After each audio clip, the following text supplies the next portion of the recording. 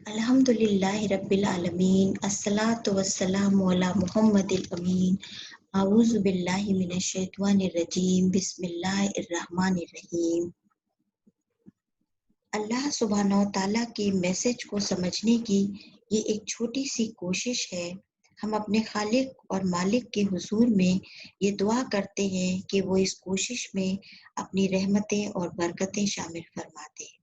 मुझे और मेरे साथ शरीक सभी सुनने और देखने वालों के इस वक्त को उनकी जिंदगियों में प्योरिटी और एनलाइटमेंट पैदा करने का जरिया बना दे। आमीन। इस सूर्य को समझने के लिए मैंने एक दूसरे अंदाज में कोशिश की है और ये सीरीज जो हम शुरू कर रहे हैं अंडरस्टैंडिंग द कुरान, ये उसका सेशन नंबर 1 है। हम इससे आगे चलते हैं। बिस्मिल्लाहिर्रहमानिर्रहीम। अलिफ लाम मीम ज़ालिकल किताबु ला रैबा फीहि हुदल लिल मुत्तकीन अल्लज़ीना युमिनूना बिल गैबि व युकीमूनस सलाता व मिम्मा रज़क़नाहुम युनफ़िक़ून वल्लज़ीना युमिनूना बिमा उन्ज़िला इलैका व मा उन्ज़िला मिन क़ब्लिका व बिल आखिरति हुम युक़िनून उलाइका अला हुदम मिन रब्बिहिम व उलाइका हुमुल मुफ़्लिहून। ये थी वो 5 आयात जो सूरे अलिफ लाम मीम की पहली 5 आयात हैं। अब इनको समझने के लिए पहला पॉइंट जो हम ले रहे हैं वो है नेम ऑफ सूरा। ये सूरे अलिफ लाम मीम है। सूरे को ये नाम अल्लाह सुब्हानहू व तआला ने खुद दिया है। हम और आप जब कुरान करीम में इस सूरे को पढ़ते हैं तो अल बकरा के नाम से पढ़ते हैं। अल बकरा नाम इस सूरे में बयान एक खास किस्से की वजह से दिया गया है। दरअसल अरबी जुबान में बकरा की मानी गाय के हैं और चूंकि इस सूरे में गाय से मुताल्लिक एक वाकया का जिक्र हुआ है जिसकी मुनासबत से सूरे का ये नाम पड़ गया है। दूसरा पॉइंट जो हम लेंगे वो है रिवील डैट। ये सूरे मदीना मुनव्वरा में नाजिल हुई।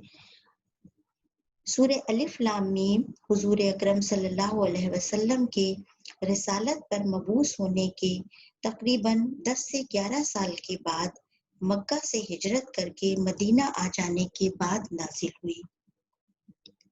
इस लंबे पीरियड के गुजर जाने और मक्का से हिजरत करके मदीना आ जाने के बाद इस सूरे का नुज़ूल उस वक्त के हालात, उस सोसाइटी के हालात का हमें बखूबी अंदाजा कराता है। ये उस वक्त नाजिल हो रही है जब हुजूर सल्लल्लाहु अलैहि वसल्लम मदीना में एक छोटी सी मुस्लिम रियासत कायम कर चुके हैं। पॉइंट नंबर 3 है एड्रेस्ड। वैसे तो कुरान करीम पूरा का पूरा हज़रत मोहम्मद सल्लल्लाहु अलैहि वसल्लम को मुखातिब करके अल्लाह ताला ने कलाम किया है, लेकिन इसमें पूरे कुरान करीम में ही खिताब का रुख बारी बारी डिफरेंट जो ग्रुप्स थे वहां मौजूद उनकी तरफ होता रहा है। इसे हम पॉइंट नंबर 4 में देखेंगे इनडायरेक्टली एड्रेस्ड। किन लोगों के साथ इनडायरेक्टली अल्लाह ताला ने एड्रेस किया है, वो 3 ग्रुप हैं। क्योंकि मदीना में उस वक्त 3 तरह के मजहबी गिरोह मौजूद थे। पहला बनी इसराइल, जिसे यहूद कहा है, ये मूसा अलैहिस्सलाम के मानने वाले और तौरात जिनकी किताब थी। दूसरे नसारा या मसीही, जो हजरत मसीह के मानने वाले थे और इंजील के पढ़ने वाले थे। और तीसरा ग्रुप है मोमिनीन या मुसलमानों का। ये वो लोग थे जो मक्का से माइग्रेट करके नबी सल्लल्लाहु अलैहि वसल्लम के साथ मदीना आए थे और इसमें वो लोग भी शामिल थे जो मदीना में रहने वाले थे और अल्लाह के आखिरी रसूल को मानकर उन पर और अल्लाह की आखिरी किताब पर ईमान लाए थे। ये तीसरा ग्रुप गो कि छोटा था, लेकिन इसको ही अल्लाह के पैगाम को आगे आने वाली नस्लों तक पहुंचाना था, इसलिए कि सूरे के शुरू में ही अल्लाह ताला ने अपना एक कंप्लीट मैसेज इनकी हिदायत के लिए भी دیا ہے۔ میسج کیا ہے؟ وہ میسج ہے اتمام حجت۔ اللہ نے اپنے پیغام میں جو میسج دیا ہے وہ میسج پورے طور پر لوگوں کے سامنے اپنے احکام کو پوری دلیلوں کے ساتھ 100 طرح کے ایگزامپلس دے کر لوگوں کے سامنے پیش کر دیا ہے، تاکہ کسی کے لیے بھی کوئی عذر باقی نہ رہے، کوئی ڈاؤٹ باقی نہ رہے کہ اس تک اللہ کا پیغام نہیں پہنچا تھا، یا اس نے اس پیغام کو سمجھنے میں کوئی بھول کی تھی اور اسے کوئی سمجھانے والا موجود نہیں تھا۔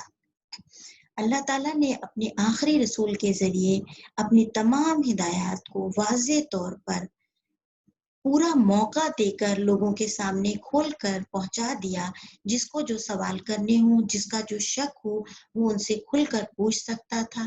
اس بات کا بھرپور موقع تقریباً 23 سالوں تک لوگوں کو ملتا رہا، اور اسی کو اتمام حجت کہتے ہیں۔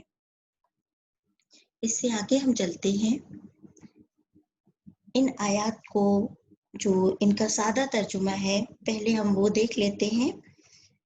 یہ کتاب اللہ ہے، یہ اقرار کرنے کے لیے اللہ تعالیٰ کہہ رہے ہیں۔ دوسری، اس میں کسی طرح کے ڈاؤٹ کی کوئی گنجائش نہیں ہے، پورے یقین اور عمل سے اس بات کو ایکسیپٹ کرنا ہے۔ تیسری چیز، اور یہ رائے ہدایت ہے یا گائیڈنس ہے صرف ان لوگوں کے لیے جو خدا سے ڈرنے والے ہیں، اور خدا سے ڈرنے کا لازمی نتیجہ ان باتوں پر یقین ہے جنہیں انسان سامنے سے دیکھ یا سن نہیں سکتا ہے۔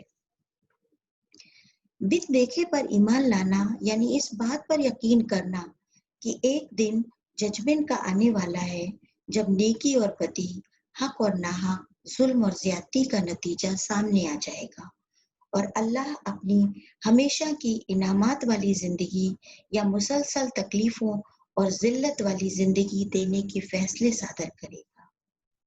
اگلا کام جو عمل میں لانے کے لیے کہا گیا ہے وہ ہے نماز کا اہتمام، نماز کی پابندی۔ نماز اللہ کو اللہ ماننے کا عملی اقرار ہے۔ انسان اپنے سارے فکر، سارے عمل سے یہ بتاتا ہے کہ اس کا خالق اور مالک کون ہے۔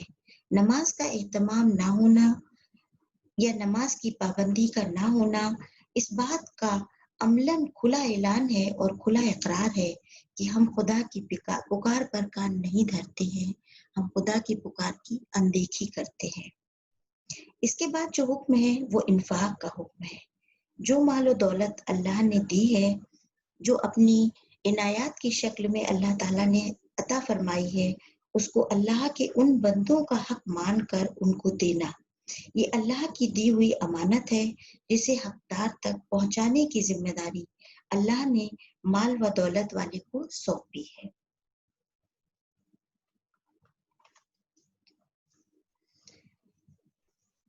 یہاں ان مومنین کو مخاطب کیا گیا ہے کہ یہ وہ لوگ ہیں جو ایمان لائے ہیں اس پیغام پر جو ہم نے اپنے اس نبی پر اتارا ہے، اور ایمان رکھتے ہیں ان سبھی پیغاموں پر جو اللہ اپنے پچھلے رسولوں کو دے چکا ہے، اور یقین رکھتے ہیں اس بات پر کہ ایک فیصلے کا دن ضرور آئے گا۔ یہی وہ لوگ ہیں جو سیدھے اور سچے راستے پر ہیں، اور یہی کامیاب ہیں۔ اللہ تعالیٰ نے اتمام حجت یعنی آخری لیول پر یہ بات دلیل سے، لاجک سے سامنے رکھ دی ہے کہ اللہ اپنے ماننے والوں سے کیا چاہتا ہے۔ The book of guidance for home, آپ نے دیکھا کہ یہ کتاب ہدایت ہے، لیکن یہ کتاب ہدایت کن لوگوں کے لیے ہے؟ یعنی وہ لوگ جو اللہ سے ڈرنے والے ہیں اور جو غیب پر ایمان رکھتے ہیں، جو اس بات پر یقین کر رہے ہیں کہ اللہ کا آخری رسول جو کچھ کہہ رہا ہے، یہ کہہ رہا ہے کہ یہ قرآن ہے، یہ اللہ کی طرف سے نازل ہو رہا ہے، تو یہ اللہ کی طرف سے ہی نازل ہو رہا ہے۔ اگر یہ کہہ رہا ہے کہ ہم اللہ کے آخری رسول ہیں، تو وہ اللہ کا آخری رسول ہی ہے۔ پھر اللہ تعالیٰ کہہ رہے ہیں steadfast in prayer and spend out what they have provided. यहूद व नसारा इस बात का इनकार करते थे कि ये किताब अल्लाह तो है, लेकिन ये किताब अल्लाह उन लोगों के लिए है जिन पर अभी तक कोई किताब नाजिल नहीं की गई है। और अगर वो मान भी लेते थे कि ये किताब है, तो ये किताब उनके लिए नहीं है, ये बनी इस्माइल के लिए है। उनके रसूल और उनकी किताब जिस पर वो ईमान रखते हैं, जिस रसूल को वो मानते हैं, इसके अलावा उनसे इस रसूल और इस किताब को मानने के लिए मजबूर ना किया जाए। लिहाजा अल्लाह ताला ने इसको वाज़े करने के लिए साफ अल्फाज में फरमाया है कि ईमान इस पर भी लाना है और जो पहले नाजिल किया जा चुका है उस पर भी लाना है। यानी पिछली किताबें, उन पर भी मुकम्मल ईमान लाना होगा, तभी ईमान का तकाजा पूरा होगा। और हिदायत की जो मुकम्मल शक्ल है वो तभी पूरा होगी जब इस नबी पर भी ईमान लाया जाएगा और इसके जरिए नाजिल किताब पर भी ईमान लाया जाए, और जो पिछले रसूल अल्लाह की हिदायत ला चुके हैं उन पर भी ईमान लाया जाए। तो present revelation and past revelation ये इस बात की तस्दीक कर रहे हैं कि इसको भी मानना है और उस पर भी ईमान रखना है। Believe in day of judgment and life to come. यहूद में क्योंकि अल्लाह का डर खत्म हो गया था, वो अल्लाह के अहकाम, उसके रसूलों की खुली खुलाफ वर्जी करते थे। लिहाजा इस घमंड और खुदसरी को एड्रेस करते हुए अल्लाह ताला ने फरमाया है कि सही रास्ता पाने की शर्त खौफ खुदा है। जो अल्लाह के अहकाम के खुले इनकारी हैं, बेखौफ हैं, अल्लाह उनके लिए सही रास्ता नहीं खोलता है। यहाँ ये की पॉइंट भी अल्लाह ताला ने खोल कर साफ वाजे कर दिया है कि गाइडेंस के हकदार होने की शर्त है, और वो शर्त क्या है? सही रास्ते की फिक्र और अल्लाह के सामने हाजिर होकर जवाबदेही का खौफ, अल्लाह के सामने अकाउंटेबिलिटी का एहसास, एक डे ऑफ जजमेंट जो इस जिंदगी के बाद आना है, वो इस बात पर यकीन रखना, इस बात पर अमलन यकीन रखना। अल्लाह ने एक और चीज जिसकी इन आयात में ताकीद की, वो थी नमाज। नमाज अल्लाह के दीन का हमेशा से हिस्सा रही है, इसलिए कि यहूद व नसारा भी नमाज का एहतमाम करते थे। हाँ, उनकी नमाजों में अपनी बनाई हुई कुछ बिदात शामिल हो गई थी। नमाजों में वक्त की पाबंदी बाकी नहीं रही थी। लिहाजा अल्लाह ताला ने अपने आखिरी रसूल और आखिरी किताब के जरिए उनकी सही शक्ल भी वाज़ेह कर दी और उसकी तस्हीह फरमा दी कि नमाज, यानी उसका करेक्शन कर दिया कि नमाज अपनी सहूलत के मुताबिक से अदा करना अल्लाह का हुक्म नहीं है, बल्कि नमाज अल्लाह ने वक्त की पाबंदी के साथ आयत की है। लिहाजा नमाज को उसके वक्त पर ना पढ़ना नमाज की शक्ल में तब्दीली कर देने के मुतरादिफ है।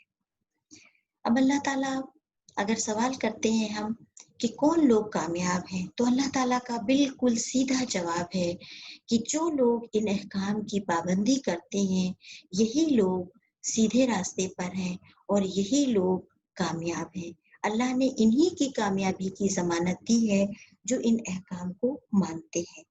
इस तरह अल्लाह सुब्हानहू तआला ने अपना एक फाइनल चार्टर इन आयात के जरिए अपने आखिरी रसूल की ज़ुबान से मदीना के तीनों मुखातबीन के सामने बयान कर दिया। इससे आगे इंशाअल्लाह नेक्स्ट वीडियो में अल्लाह सुब्हानहू तआला का मैसेज आपके साथ शेयर करेंगे। वाखिर दुआवाना अनिल हम्दुलिल्लाहि रब्बिल आलमीन।